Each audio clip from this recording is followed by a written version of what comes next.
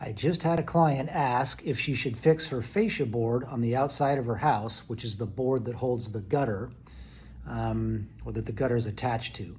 It had a little bit of dry rot on it because the gutter had leaked over time. And we got into this conversation about where it makes sense to spend money and where it makes sense to not spend money when you're getting your house ready to sell.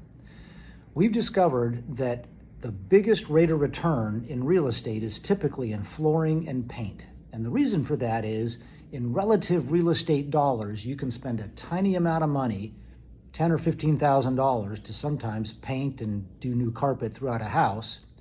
And on a $700,000 house, you can get a 3 or 4 times the return on that investment.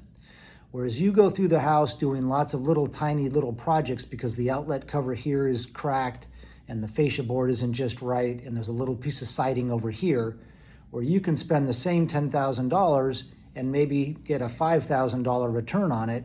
I think it's better to spend that money where it's most visible and you get the biggest bang for your buck, where you can spend $10,000 and maybe get $40,000 more for the house.